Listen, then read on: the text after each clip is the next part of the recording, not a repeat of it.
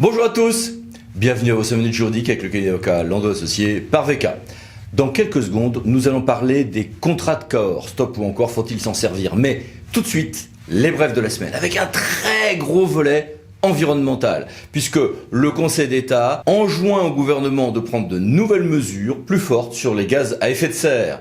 Parce qu'en matière de déchets, on a toute une série de décisions sur l'encadrement des prix plafonnés pour le refus de tri et les déchets du recyclage, sur la renaissance du TMB, sur la nouvelle signalétique, règles de tri, sur des règles de compostage et sur la reuse, donc cette fois-ci pour la question d'eau, de service des eaux, réutilisation des eaux usées traitées, notamment facilitées dans les ICPE, les IOTA. Des textes aussi sur les terres excavées, les déchets du bâtiment et la chasse des oiseaux à la glu qui est réellement, enfin, supprimée. Et de nouvelles prescriptions pour les questions de méthanisation et une réforme importante de l'évaluation environnementale et de la participation du public. La CEDH, de son côté, impose à la France une conception plus large de l'intérêt à agir en justice des associations environnementales agréées. Ouf. Mais belle actualité en fonction publique aussi, avec des règles sur le traitement brut des agents titularisés de l'État, en tout cas en catégorie A, et une décision intéressante du Collège de déontologie sur les questions de cumul d'activités, et puis un décret très attendu sur les congés de maternité et de paternité. En matière de construction d'urbanisme, on a des éléments sur la prise en compte des paysages et la théorie du bilan. En fait, une décision du Conseil d'État qui montre la dureté croissante du juge sur ces questions et une dérogation sur les constructions démontables et temporaires au regard des règles d'urbanisme. Et puis, le fait que les règles de construction peuvent être remplacées par d'autres défauts équivalents, voire le décret du 30 juin 2021. En matière de marché public, le Conseil d'État a confirmé et amplifié le fait que dans un marché public, faute de mention contraire, si un prix est indiqué sans dire si c'est hors taxe ou TTC, par défaut c'est TTC, ça s'appliquera à tous les litiges contractuels. Et puis toute une série de mini-brèves que voici et que voilà. Et passons maintenant à notre grand dossier. Contrat de Cahors, faut-il s'en resservir? Après des années de baisse unilatérale de la DGF par l'État, l'idée a été aujourd'hui d'arriver à une certaine sobriété financière par la contractualisation plutôt que le coup de rabot. D'où les contrats dits de Cahors avec toute une série de précisions que voici. Seules les plus grosses collectivités devaient le faire et sur 322 collectivités, 229 ont fait un contrat avec l'État et les autres ont refusé de le faire, 17 ont signé un contrat de manière volontaire. Alors est-ce que c'est intéressant de signer ces contrats? On va résumer, je vous ai mis plein de détails ici, mais on va résumer.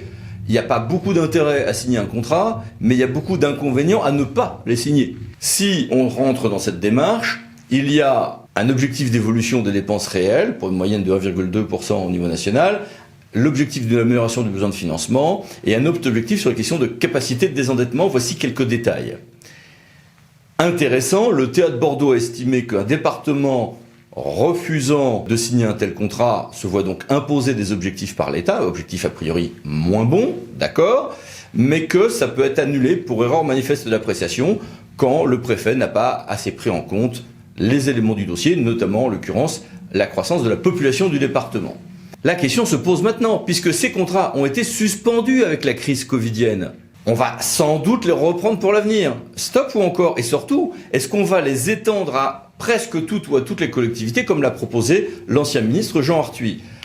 À suivre, et discutons-en avec deux spécialistes, un financier et l'avocat qui a gagné l'affaire pour le dossier du conseil départemental de la Gironde.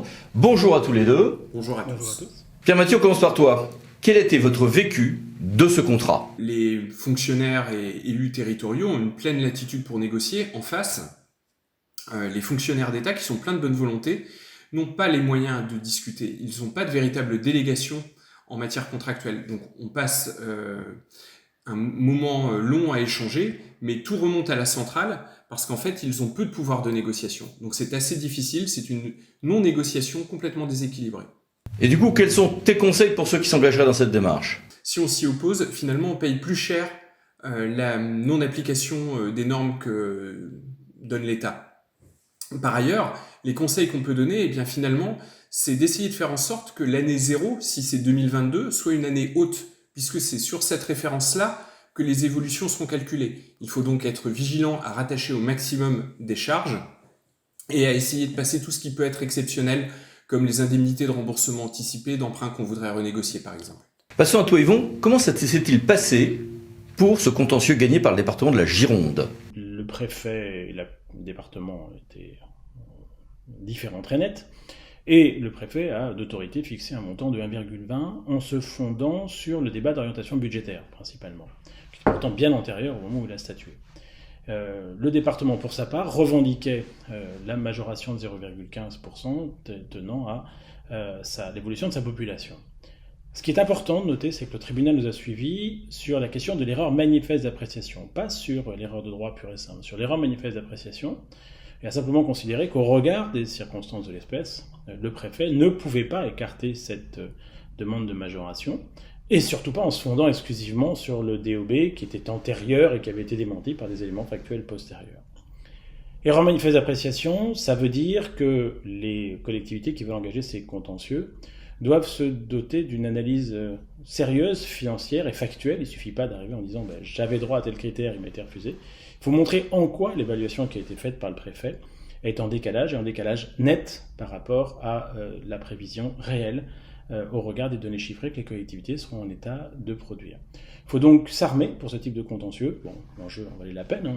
On a gagné 13 millions d'euros sur cette affaire-là, mais il faut s'armer et accepter la discussion en fait, ne pas s'en tenir à une approche purement juridique. Merci à tous les deux. Merci. Merci. Et au revoir. Et à bientôt pour une nouvelle vidéo, les semaines juridiques. Parlons de ceci pour VK. Pensez à vous abonner. Merci, au revoir.